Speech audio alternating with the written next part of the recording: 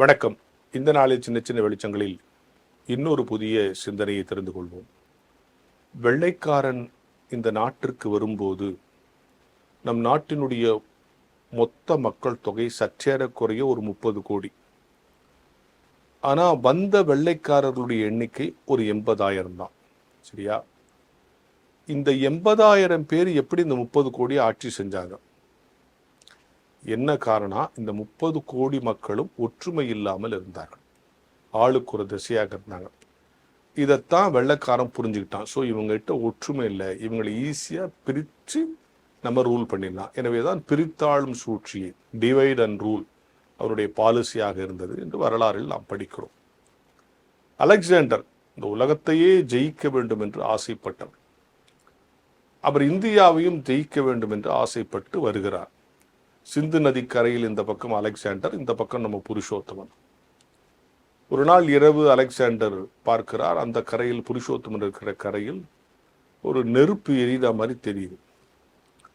பொதுவாக போர் வீரர்கள் வெளிச்சமாக காட்ட மாட்டாங்க. போர் நடக்கூட லைட்டெல்லாம் ஆஃப் பண்ணுவாங்களே, ஏன்னா லைட் இருக்கிற இடத்துல ஆட்கள் இருப்பாங்கன்னு குண்டு போடுவாங்கன்னு. போர் நடக்கிற இடத்துல வெளிச்சம் அவ்வளோ இருக்கக்கூடாதுங்கிறது தான் போர் மரபுகளில் ஒன்று, இன்னைக்குமே இல்லையா? ஆனால் அங்கே நெருப்பு எரியுது. உடனே ஒரு ஒற்றர் அனுப்பி என்னன்னு பார்க்க சொல்கிறார். அவங்க சொல்கிறாங்க, இல்லை அந்த அடுப்பு எரியுது, ஒரு 10 அடுப்பு எரியுது, சமைக்கிறாங்க. இப்போ அலெக்சாண்டர் கேட்டார், 10 அடுப்பு எரியுதா? அப்போ அவ்வளோ பெரிய படையா? 10 அடுப்பு எரியுது.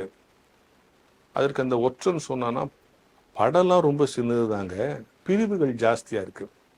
இவன் சமைச்சதை அவன் சாப்பிட மாட்டான், அவன் சமைச்சது இவன் சாப்பிட மாட்டான், அவங்களுக்குள்ள நிறைய பிரிவுகள் இருக்கு. எனவே தனித்தனி சமையல் நடக்குது, அதனால தான் 10 அடுப்பு. அப்பா அலெக்சாண்டர் சொன்னான்னா, இவங்களை ஜெயிக்கிறது ரொம்ப ஈஸி, ஏன்னா எல்லாரும் பிரிஞ்சிருக்கிறான். ஆனால் அதுக்கப்புறம் அலெக்சாண்டருக்கு ஜுரம் வந்து திரும்பி போயிட்டாருன்னு வச்சுங்க, கடவுள் பிரியத்தில். ஆனால் இந்தியாவை ஜெயிக்கல. இதில் என்ன, இந்த 2 சம்பவத்தை ஏன் சொல்றேன்னு சொன்னால், ஒற்றுமை இல்லாத இடத்தில் தான் அடுத்தவன் வந்து குடி புகுவான், சாத்தான் வந்து வேலை செய்யும். இது தேசத்துக்கு மட்டுமல்ல, நிறுவனங்களுக்கும், திருச்சபைகளுக்கும், குடும்பங்களுக்கும் ஐக்கியம் இல்லாத இடத்துல தான் பிரச்சனை ஆரம்பிக்கும்.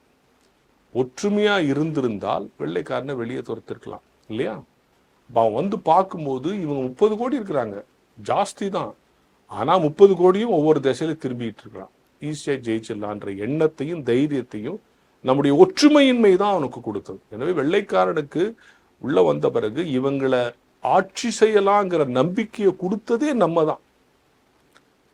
எனவே ஒற்றுமை இல்லாத இடத்தில் தான் எல்லா பிரச்சனைகளும் ஆரம்பிக்கும். எனவே உங்கள் குடும்பத்திலிருந்து உலகம் வரைக்கும் ஒற்றுமை குறைபாடு இருந்தால் அதை மாற்ற வேண்டும். திருச்சபையில் ஐக்கியம் வேண்டும் என்று சொல்லுகிறார். ஐக்கியம் இல்லாத திருச்சபைகளில் தான் பிரச்சனை வரும். ஐக்கியம் வர்றதுக்கு ரொம்ப கஷ்டம். ஐக்கியம் வரணும்னா முதல்ல அதுங்க விட்டு கொடுத்தல் வரணும், சகித்தல் வரணும், அன்பு வரணும். இதெல்லாம் இருந்தாதான். சில பேர் என்ன சொல்றாங்க, சார் நாங்கள் ஒழுங்கா இருக்கணும் சார், பாவிங்களோட போய் நம்ம எப்படி ஐக்கியமா இருக்கிறது? சில பேர் கேட்கறான், நான் பரிசுத்தவான் ஆயிட்டேன் சார், நான் போய் எப்படி பாவியோட ஐக்கியமா இருக்கிறது?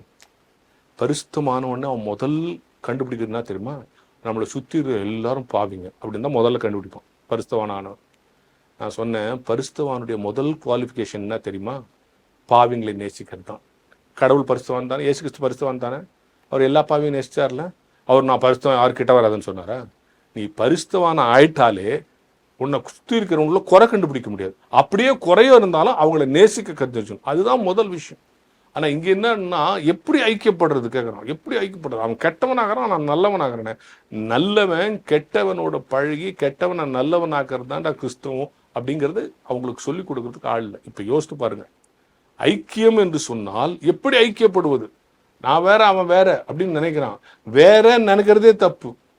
நம்ம ஒன்று நினைக்கிறதுக்கு பேர் தான் ஐக்கியம். எனவே சாதாரண குடும்பத்திலிருந்து சர்வதேச பிரச்சனை வரைக்கும் உற்று நோக்கினால் ஐக்கியமின்மை தான் காரணம். ஒற்றுமையை உயர்த்தி பிடிக்கிற எல்லா நிறுவனங்களும் நிச்சயம் ஜெயிக்கும் என்கிற ஞான வெளிச்சத்தோடு இந்த நாளை தொடங்கும்.